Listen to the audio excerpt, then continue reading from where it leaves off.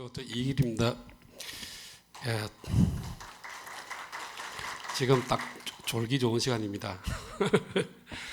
예, 제가 이제 발표 드릴 내용은 유승열 선생님이 전체적으로 이 프로젝트가 어느 정도 어떻게 진행되고 있다라는 걸 설명을 해주셨고, 그러면 지금 저희 이제 이 일과 관련해서 그러면 앞으로 우리가 가려고 하는 목적에 비추어서 그 본래의 추진했던 목적을 달성하기 위해서 지금 우리가 직면하고 있는 앞으로 해결해야 될 과제가 무엇이 있는가에 대해서 제가 간단히 설명을 드리겠습니다. 자, 약간 기계치라서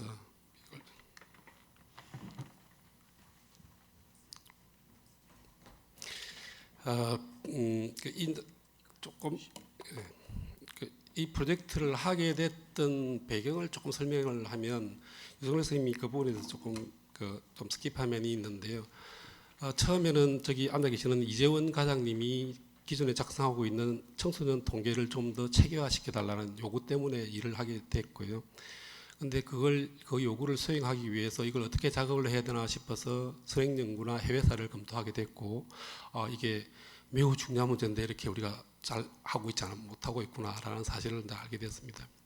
그러면 이렇게 중요한 차일드 웰빙 문제를 왜 우리나라에서 하지 않았을까에 대해서 아까 유승열 선생님이 말씀하신 대로 관계부처별로 기능별로 아동과 청소년을 다루고 있으나 아동과 청소년을 포괄적으로 보고 있는 아무도 하고 있지 않다.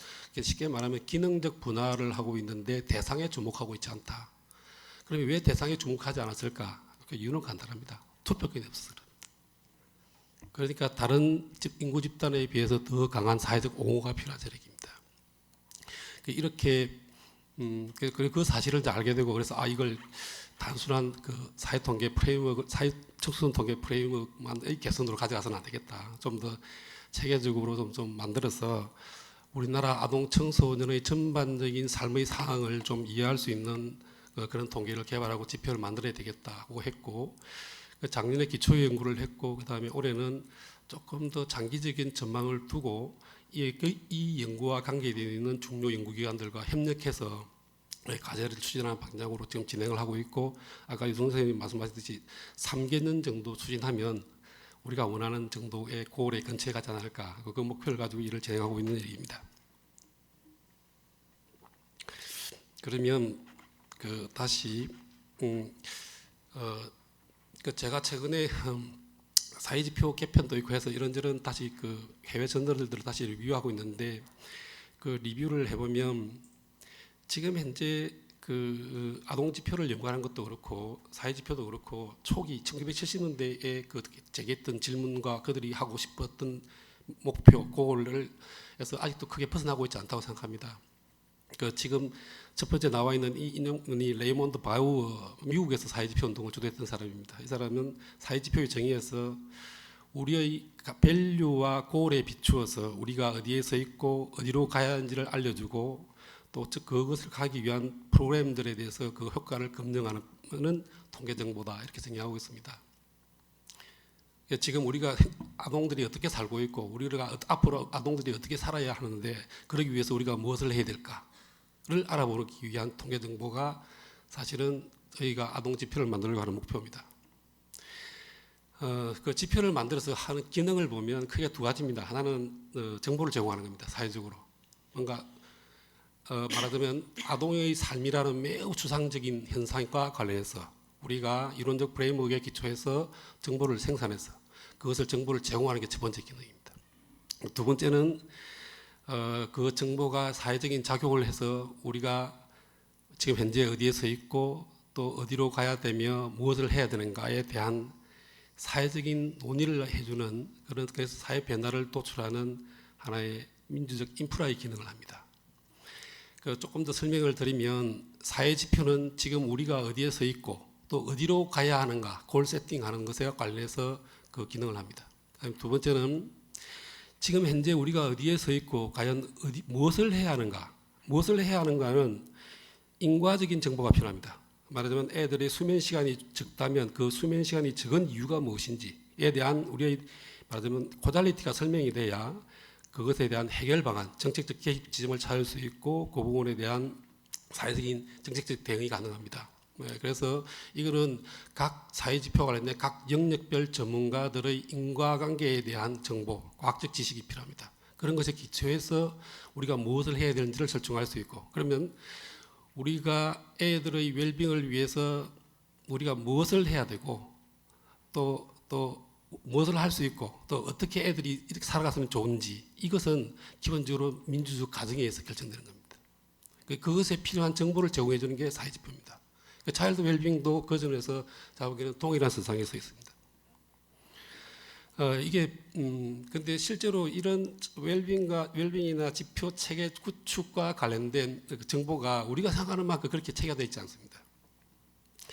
최근에 아까 유승열 선생님이 발표해 주신 내용에도 보셨듯이 미국이나 이런 쪽 영미 쪽의 국가들은 대부분 다 이게 민간에서 주도합니다. 민간에서 주도하고, 유럽 국가들은 EU나 유로스테이트에서 훨씬 더 이게 더 관심을 보입니다. 유럽 국가들은 좀 더 이런 아동의 웰빙이라는 것들에 대해서 좀 더 국가적 사무로 가져가는 거죠.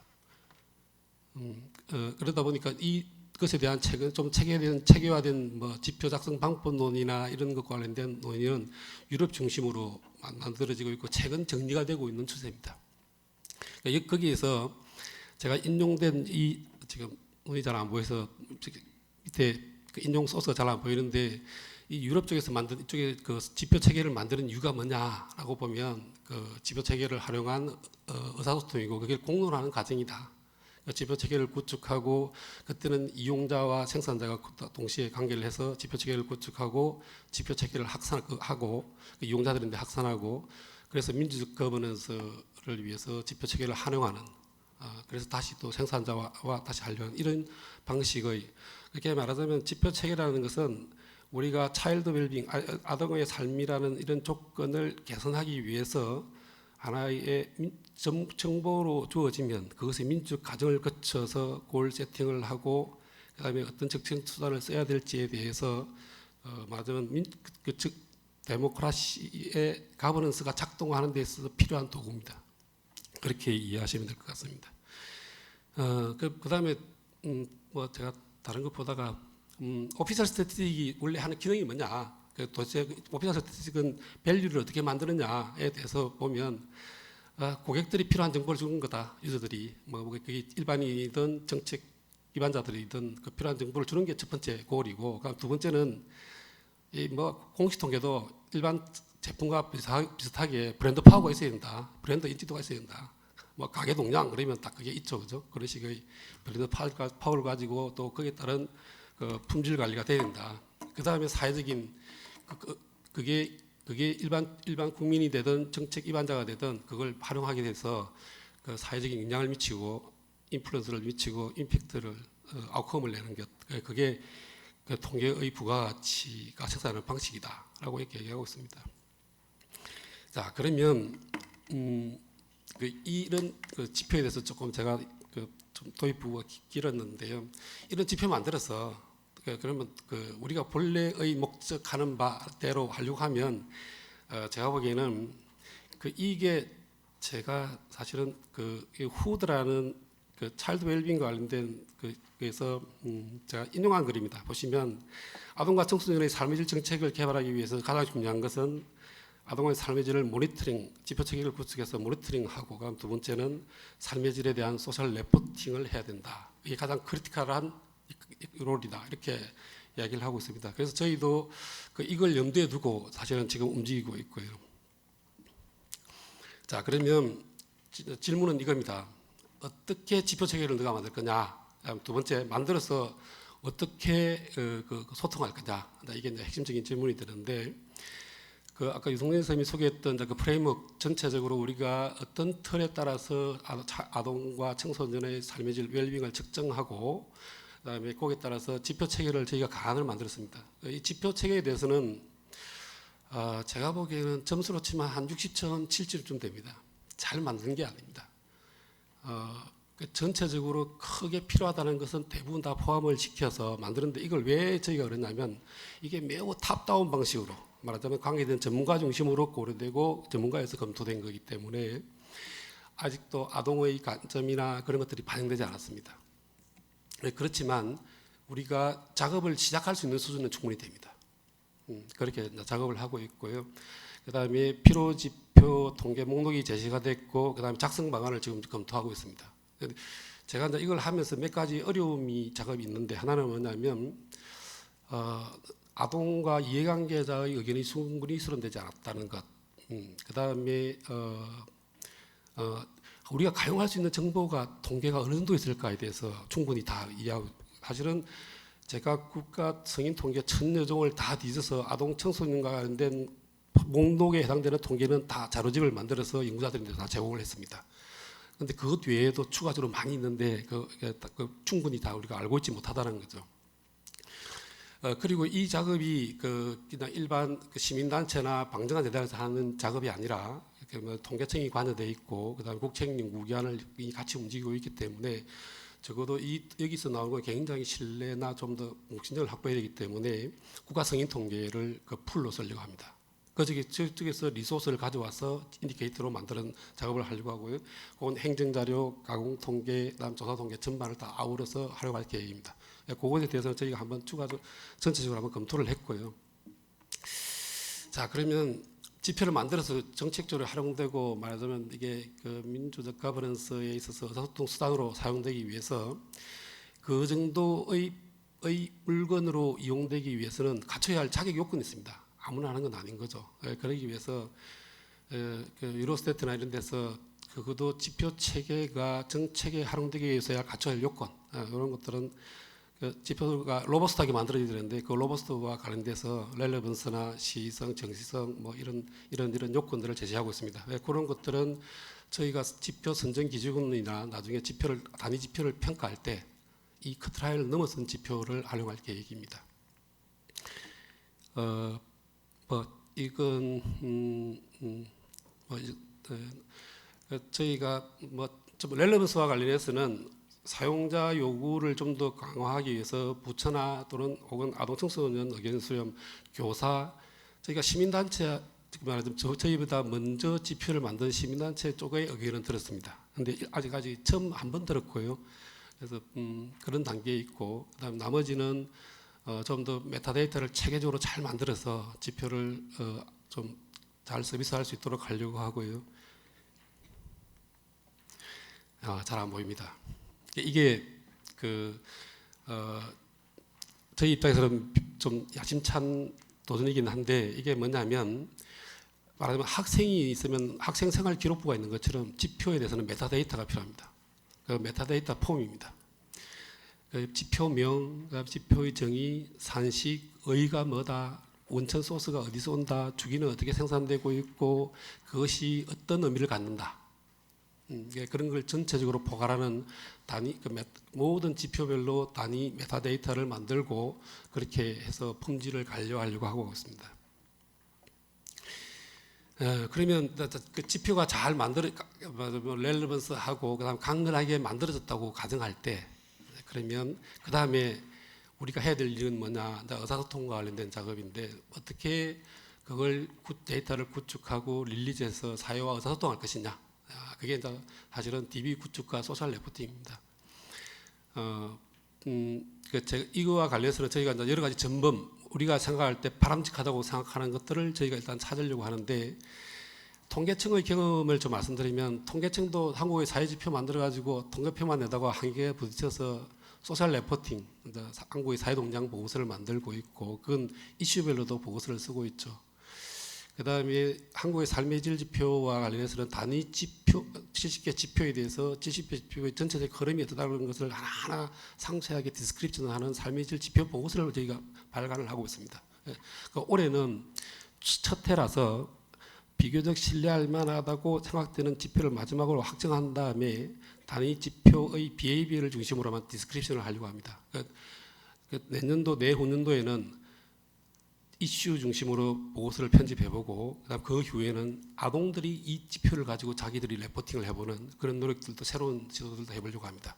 그런데 지금 현재로서는 초기 단계라서 지표 구축, 그다음에 그것의 인프라 구축이 더 관심이 있습니다. 영국에서는 버나드 쇼, 이 프로젝트를 세계적으로 사실은 드라이브하고 있는 분 중 한 분인데, 버나드 쇼나 이런 분들이 2005년에 이미 영국 전체의 차일드 웰빙에 대한 컴프레hen시브한 보고서가 이미 다 나와 있습니다. 근데 우리는 좀 그러면서 늦었다고 볼 수 있습니다. 그러면 자, 그러면 이거 만들어서 궁극적으로 어디에서 먹을래? 이제 그 이야기를 안 할 수가 없는데 첫 번째는 그래도 이 정부에서 이제 주도하는 좀 사실은 이제 이용자들 좀 더 정책적으로 이용되기를 저희는 희망합니다. 1차적으로 정책 활용을 염두에 두고 있고요. 그다음에 그 사실은 또 정보적 기능도 저는 중요하다고 생각합니다. 이게 만들어서 사회 전체적으로 애들이 이런 상태에 있다. 왜 애들이 스트레스를 받고 왜 이렇게 공부는 이렇게 잘하는데 애들이 우울하고 자발적인 학업 성취도가 높고 삶에 대한 만족도가 떨어지는지, 그 다음에 경쟁 상황에 어떻게 노출되어 있는지, 자기들 삶에 대해서 그들 스스로가 어떻게 해석하고 있고 인생의 목표가 어떻게 설정되고 그런 것들에 대해서 전반적인 그 모습을 하여튼 체계적으로 제시해 주려고 합니다. 그래서 그런 사회적인 기능, 정보적 기능과 그다음에 사회적 기능과 관련해서는 그래도 가장 정부 부처가 중요하기 때문에 저희가 이걸 할 때 정부 부처에서 하고 있는 노력들을 뒤져봤습니다. 보시면 이건 유승훈 선생님도 이걸 언급했기 때문에 간단히 말씀드리면 복지부에서 아동 정책 기본 계획을 부처 합동으로 만들고 있고요. 그다음에 청소년에 대해서는 기본 계획을 이가부에서 만들고 있습니다. 이가부에서는 6차나 만들고 있고요. 그래도 저희가 작년에 리뷰를 할 때 이걸 전체적으로 한번 다 봤습니다. 보면 제 느낌은 1차로 만들었음에도 불구하고 복지부가 훨씬 더 체계적으로 잘 만들어 놨습니다. 잘 만들어 놨고 그 지표 체계도 좀 훨씬 더 안정화되어 있고요. 근데 이가부는 상대적으로 청소년 전체를 좀 아우르는 데서 부처 업무 중심으로 되어 있고 좀 더 성과 평가 중심을 고려한 그런 지표 체계를 가지고 있습니다. 각각에 대해서 그런데 놀라운 건 뭐냐면 두 군데 동이 애들이 행복 지수를 최종적인 성과 목표로 제시하고 있습니다. 네, 이게 이가부의 기본 계획입니다. 그 주요 말하자면 우리가 5년 동안 청소년 정책을 펴서 이런 걸 이가부도 부처 합동으로 만들고 있습니다. 이가부의 업무는 좀 더 이가부에서 실제로 실행하고 있는 사업, 다른 유관 부처가 아니라 이가부의 실행 사업에 초점을 두고 있다면서 사실은 복지부하고 단순 비교하기는 좀 어렵습니다. 이런 정책을 펴고 기한할 때 이런 저희가 만든 지표가 최종적으로 지향해야 할 목표점으로서 활용되기를 바랍니다.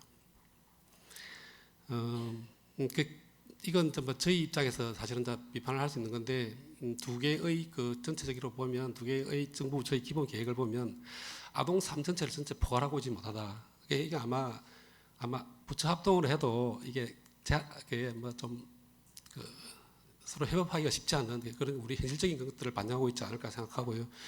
그다음에 그다음에 또 하나는 이 아동과 청소년이 아동은 0세에서 18세 유엔이 규정하고 있는 그걸 다루고요. 청소년은 9세에서 24세, 그러니까 10대가 사실 중복이 됩니다.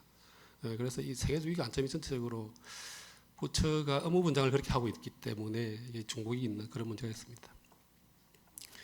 자, 그러면 결론적으로 제가 하고 싶은 이야기는 두 가지입니다. 하나는 우리가 다음 세대를 위해서 할 수 있는 것 중에 하나가 더 많은 기회를 주고 하는 것들이 앞선 세대가 해야 될 업무입니다. 그 업무고 그 업무와 관련해서 이 프로젝트가 진행이 되는 거고 그러기 위해서는 첫 번째는 지표를 지속적으로 보완해야 됩니다.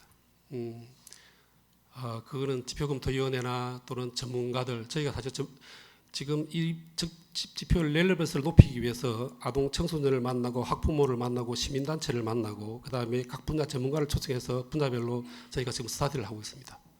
먼저 사실 헬스부터 먼저 했는데 그 다음에 관련 부처의 의견을 더 수렴하고 그런 노력들을 더 할 생각입니다. 그다음 두 번째는 지표 생산의 기반이 확보돼야 됩니다.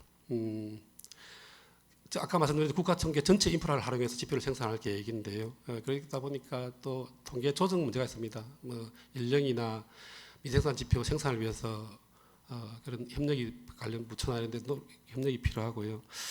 그다음에 또 하나는 저희가 0세부터 24세까지를 큰 틀로 해서 보고 있는데 그렇게 했던 건 OECD가 생애 주기를 큰 세 마디로 보기 때문입니다. 인생을 준비하는 시기를 0세부터 24세, 24세부터 65세 그 이후에 노령기로 이렇게 보고 있기 때문에 그 틀에 따라서 보고 있는 건데 근데 영유아기에 대해서 우리가 애들이 어떻게 살고 있는지 전혀 몰라요. 애들이 진짜 몇 분 웃었는지, 엄마가 가족이 충분히 케어링을 잘하고 있는지 이런 것들에 대한 우리 정보가 부처의 자기 업무의 관점에서만 보지 애들의 관점에서 보지 않아요. 엄마의 관점에서 보고 부처의 관점에서만 보지 애들의 관점에서 보지 않아요. 그래서 영유아기의 통계 기반 생산 기반이 너무 취약해서 그 부분에 대해서도 저희가 좀 추가적인 지표 개발이 필요하다고 생각합니다. 그 다음에 생산되는 지표에 대해서 강건성 어떻게 로버스트하게 만들 거냐. 근데 그 부분은 또 계속적인 저희 그 숙제고요. 그 다음에 그 DB 구축하고 그다음 서비스하는 겁니다. 지표 생산과 관련해서는 사회통계기획과에서 청소이익을 이 통일에 따라서 좀 생산할 수 있는 만큼 아마 그 통계가 좀 더 추가적으로 생산을 하려고 하고 있고요. 그다음에 지표를 구축하고 서비스하는 건 제가 보기에는 장기적으로 관련 부처에서 해야 되는데 이게 부처의 공무원분들은 순환 보직을 하기 때문에 제가 보기에는 관련 국책연구기관에서 DB를 구축하고 하는 게 장기적으로 안정성, 업무 자체의 안정성. 왜냐하면 지표는 수표교와 같아서 물이 흘러가고 다리는 가만히 있어야 됩니다. 그런데 담당자가 자꾸 바뀌면 다리가 바뀌어서 물이 높아지는지 다리가 바뀌는 건지를 알 수가 없어요. 그런 문제가 있어서 그 업무 전체의 영속성이나 이런 걸 고려할 때 저는 관련 국책연구기관이 이 지표를 DB를 구축하고 서비스하는 게 더 장기적으로 안정적이라고 생각합니다. 그렇기 때문에 사실은 업무를 지금 관련 연구기관을 그렇게 사실 협력하게 된 것도 그런 걸 염두에 둬서 그런 거고요. 그다음에 올해 저희가 처음으로 시작할 건데 소셜 레포팅입니다. 결국은 이 지표 만들어서 의사소통하는 거고 이게 민주주의 인프라이기 때문에 아동종합 실태에 말하면 The State of Child Well-being in Korea, The State of Youth Well-being in Korea 하고 뭐 Quality of Life라고 쓰던 그런 보고서들을 만들어내고 그것들을 저희가 올 연말에 12월 5일 날 국회에 이 첫 보고서를 한번 발표를 해보려고 합니다. 그런 장대한 계획을 가지고 있어는 아직 갈 길이 먼 일입니다. 그래서 여기 계신 분들도 좀 이 일이 우리 다음 세대를 위한 앞선 세대의 뭔가 책무라고 생각하시고 좀 일이 좀 잘 될 수 있도록 도와주시기 바랍니다. 이상으로 발표를 마치겠습니다.